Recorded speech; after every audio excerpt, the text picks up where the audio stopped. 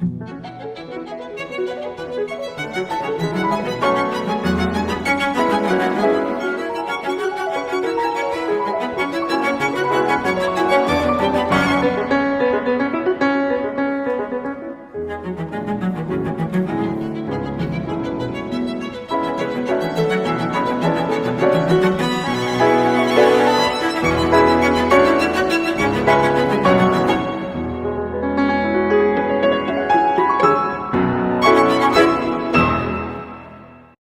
and a warm welcome to this afternoon's event. This is our digital installation as part of the 5th Picture Gallery Composer Residency here at Royal Holloway, University of London. My name is Nathan James Dearden. I'm a composer and the artist manager for this scheme. And this afternoon, I am joined by Dr. Laura McCulloch, who is the art curator here at the college and works as part of the scheme. And also Dr. Tom Parkinson, who has been our lead tutor, who is lecturer in digital composition here at Royal Holloway as well. So welcome both. Hi. I just thought I'd first start asking a question just as to frame this project and introduce the people that will be watching this event. So Laura, how important is this sort of project and collaboration for your work in the arts collection? Oh, so important. When we kind of cooked this up 5 years ago, I was so excited about it, and I've never stopped being excited about it, because I think what it brings to the art collections is new voices. And there's an audio quality that otherwise people coming to see the collections in the Picture Gallery wouldn't be able to experience that in the same way. I mean, the pictures have been hanging there for about 150 years in the same conversation. So then to have the music come in makes people make connections with them in completely different ways. And the pictures make connections with each other in completely different ways. And I just think it's really accessible. You could be any age and enjoy the music and the chance to see the pictures in a different way. And we recently started doing audio tours and audio description tours in the Picture Gallery. But the music, there's something about art and music that goes together. And I think that brings something really special to the collections. Yeah, I think that's really beautiful, because one of the main reasons that we started chatting in my role as performance manager at the Department of Music was that we were in there a lot as a department in the Picture Gallery and around the amazing paintings and the collection. And there was little in the way of actually collaborating directly with what was around us and the space itself. So I think it's been fantastic over these 5 years, allowing a lovely creative space for composers to be able to respond to the collection and that level of collaboration that they might not have elsewhere. We share that space, like music and the art share the space. But I think prior to this, there hadn't been, for a very long time, a real collaboration between the art and the music. There hadn't been a way to like come together in that shared space.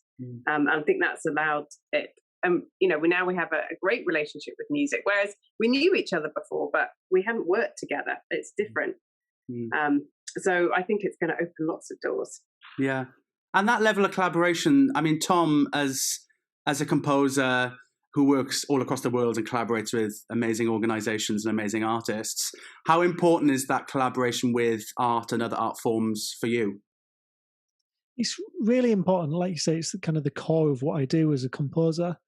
But it's fairly rare that I get to compose with what you might call kind of fixed media or not time-based stuff.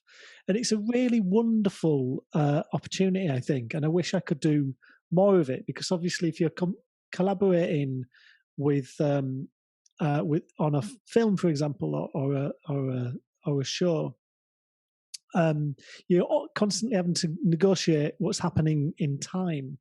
But when you're working with a painting or with a kind of a sculpture, as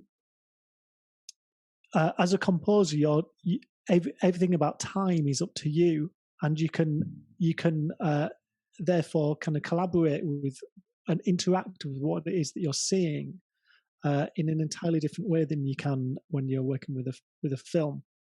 And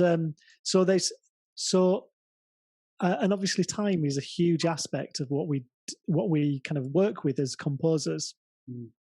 And that allows us to investigate things like kind of formal elements of music or whatever in ways that are not available in more normal kinds of collaboration. In terms of the composers that we have this year, I mean, every year, for those who don't know, the Picture Gallery Composer in Residency has a sort of in-house ensemble or a sort of theme or brief every year. And this year, in the times that we're living in, we thought we would take advantage of creating digital installations. So bringing the art collection and the Picture Gallery to you at home. And Tom, in terms of the composers that we have at Royal Holloway, how varied are these responses? Hugely varied, happily. I would have loved to have seen what they would do with in an acoustic context as well, these composers, because they're very capable of doing that.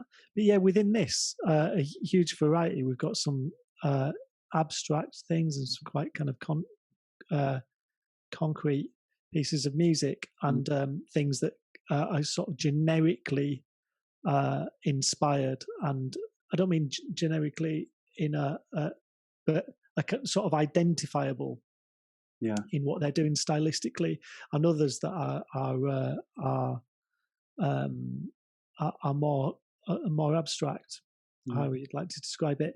And for me, it's a real pleasure because most of the composers, there's a couple of exceptions, but most of them I've taught before, so I'm familiar with them primarily through their assignments and whatnot. So it's great to be able to see how they're taking the stuff that we've done in classes, for example, and using it in a more expressive sense where they're not having to worry about what their marks, but are just being creative with it. It's wonderful.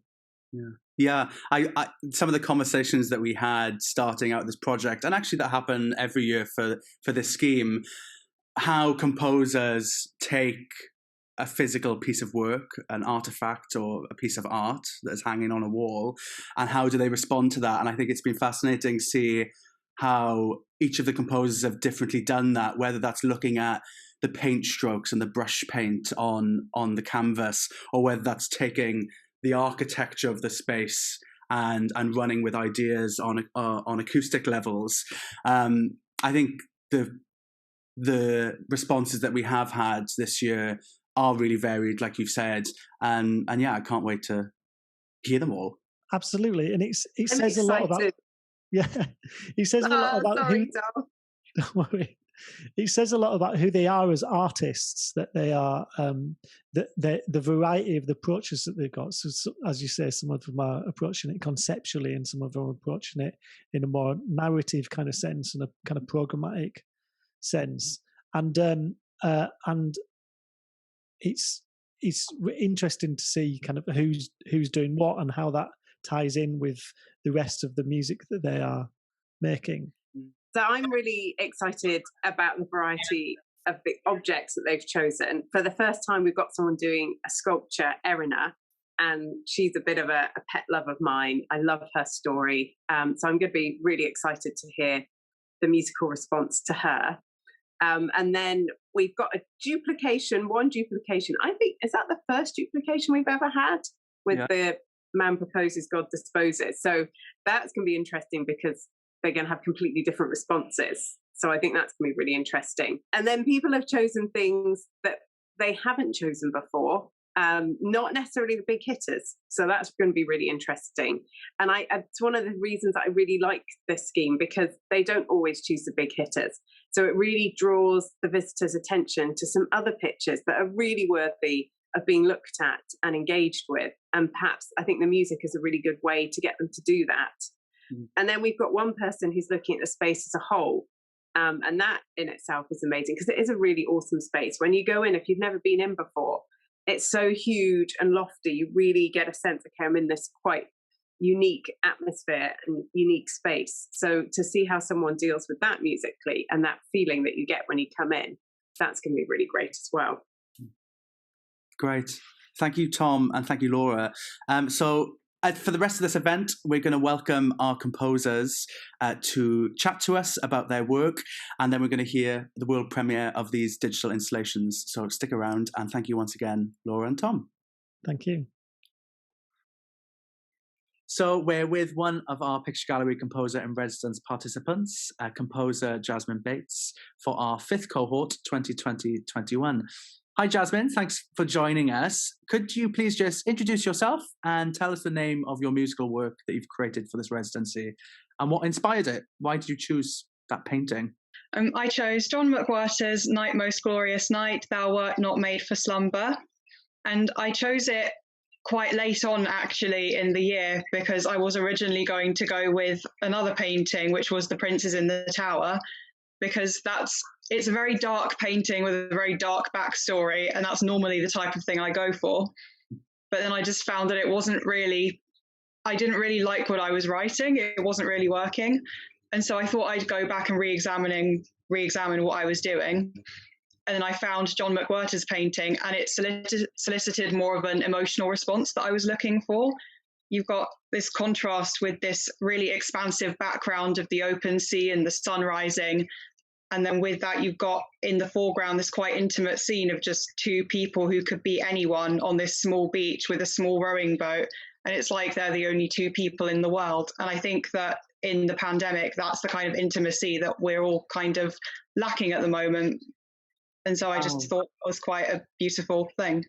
That's amazing, Jasmine, that the artwork dictated actually what you created in many ways. We always hear and talk about how I chose this artwork and then I did this and this was my response. But it's fascinating that you chose a painting that then didn't work for you musically, of where you were and your lived experience at the time. And then you chose something that had arguably more hope, perhaps, within the painting. I just think that's fascinating that you've chosen that. And I love that it's a really personal pandemic response, because I think people will respond to that as well and think, well, I felt that too. So, I love that. And the fact that you've been through quite a journey, because you started with one thing and then you've chosen something else, because you went down that branch and it didn't really work. So you've come back. I really like the fact that you've come round to it, that you've kind of explored in some ways more of the collection, because you had to engage with two pictures and then made the decision. So yeah, it's really interesting to find out. So having, I guess, settled on Night Most Glorious Night, how did you then get to the music? Because you've obviously had the feeling, and I really like how you've really thought about the picture. You've got the expanse, you've got the people, the things that make it up. But how do you then, for me as a layperson, how do you then go from that to making the music? Can you explain a bit about your process in doing that? My initial response was to look at the waves, because I think waves are always quite a fun thing to try and recreate, I think. And so in my piece, I've got sort of the piano doing the waves, and I've got everything that's entering the piece sort of overlapping at various points. And so that's the first thing that really struck me, I think. But then I also thought about the title of the painting, and I thought it's a very poetic title, and I think I've seen it somewhere before. And so I looked it up, and funnily enough, it was actually from a poem. So that was Lord Byron's Childe Harold's Pilgrimage. And so I thought I would look up where exactly that title was and see how much I thought the surrounding areas of poetry fit with the painting.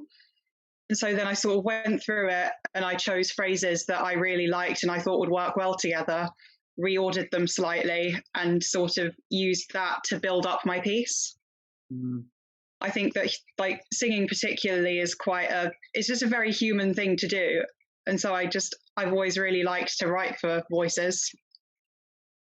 I think that's really lovely as well, that what you've done is taken a specific part of the painting, but also researched the backstory and all the other sort of intertextual relationships that painting has to create something I think is actually really special. And I always find it interesting how composers take an art form or different art form as a starting point for their music, and I think you've done that in a really imaginative way. So well done. Thank you.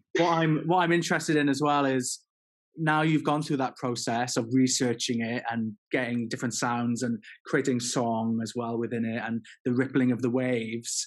Is there anything that we should be listening out for? Is there something within the structure, or is there anything about the final work that you think we should be listening out for? Well, I will say that I think my favourite section of my piece is the end section. I think it just brings, I think for most of the piece it's quite calm, and so it's got a very tranquil feeling, but I feel like the end really brought out the sort of more all surrounding, just like texture, and just it brings just everything together basically. And I know that I'm not exactly the most experienced producer when it comes to using digital audio workstations, but at the end of the process, I am actually very proud of the fact that I have created something that, you know, I can look at it and say, yeah, I wrote that. I like that. Oh, I'm really thrilled that you've been able to achieve that in this scheme. Thanks, Jasmine. Thank you. And yeah, it really sounds like you've been on that personal journey, and I'm kind of quite humbled by the fact that it's a collection that I look after that's kind of taking you on that journey and then giving you that feel of achievement, which is, you know, one of the reasons why Nathan and I set this project up. So I'm really pleased to kind of hear that, and that you can really be proud of what you've produced, and I can't wait to hear it. I also love the fact that you've entwined the literature, because obviously the literature inspired the artist, and then you've been inspired by the literature and the pit. I just love that kind of circle of how those three things have now combined. I'd love to know what McWhirter himself would think to know that somebody had put music to his piece. I'm sure he'd be delighted. So yeah, no, I'm really excited about it. Thank you.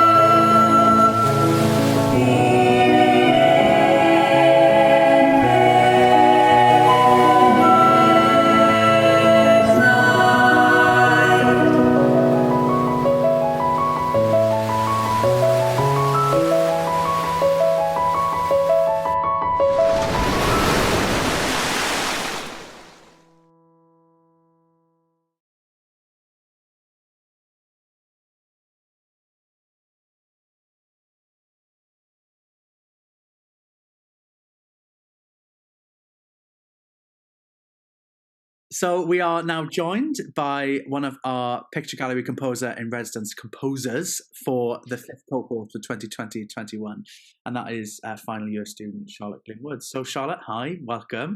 Could you just introduce yourself and tell us the name of the piece that you've written for this residency? Hello, my name is Charlotte Glynwood, and I am a third year student studying music with a emphasis on composition.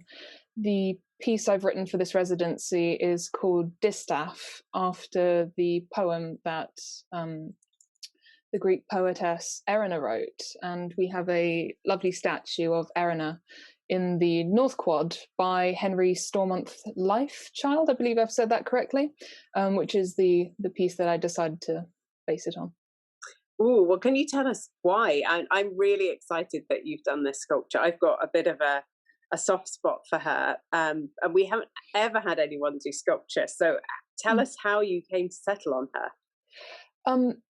Well, I was initially intrigued when in the introductory sessions you were saying how nobody had ever done a piece on Erina, and I thought, oh, that's a lovely blank slate to work with. But there was something very intriguing about the gesture, the kind of sense of gesture that Lifechild had given her. It's got this kind of serenity, but also pensiveness to it. And the more I started looking into kind of Erina as a figure, I realized that the poem that she's most well known for is the Disstaff, which is a lament to her childhood friend Baucis, who I think was about 18 or 19, got married, and then shortly after passed away. And Erina, in this poem, the Disstaff, laments how after Baucis got married, she seemed to forget the childhood that they spent together and that close relationship that they had.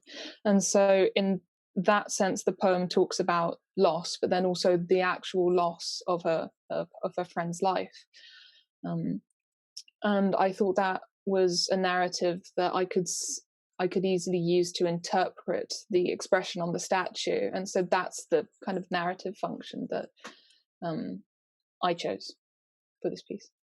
That's really gorgeous that you've picked up on a narrative from behind the artwork to inspire inspire your musical response. I mean, I've known of Erina, or known of that statue, didn't know the name until recently, until actually you and Laura started talking about it. And it is a really unobtrusive statue, and sometimes people forget that it's there because they walk past, or it's on a particular part of the walkway that might be a little bit hidden. But when you take in Erina and you stand there, and I had the privilege of recording it for this installation, there's such a beauty and serenity that you said about it, and something almost bittersweet as well about the statue. So hearing about the narrative that you've picked up on there, I think is really powerful. And so leading on from that, I'm interested in you choosing Erina and the narrative behind Erina and the life of Erina. What process did it take from you going to there, seeing Erina, and to your musical response? So the way that I usually start compositions in a digital audio workstation is I pick some kind of instrument, and I just put it through effects. I experiment and I see what happens, and it led to me writing this this guitar part, and then I kind of started repeating it, and the more that I repeated it and started experimenting with these different kind of timbral possibilities, I realized it was kind of like it could be interpreted as looking through those childhood memories that Erina had, or just memories in general, with all these different lenses. So it's the same thing, but you see it differently because of the angle that you're looking at it from. I love that idea of memories and the kind of layering and the connection between the poem, the sculpture, and the music.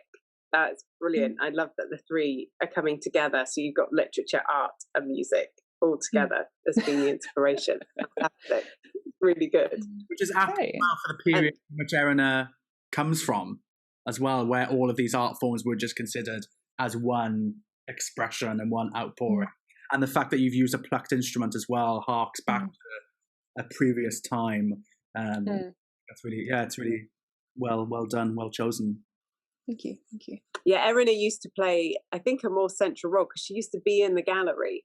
So that is quite nice. It's kind of, because she's part of this, she's back where she originally was, which was in the gallery. It was later in the 50s, she got moved outside. And also there used to be a student magazine called Erina, and the students would write letters to Erina. And she had a really big role, I think.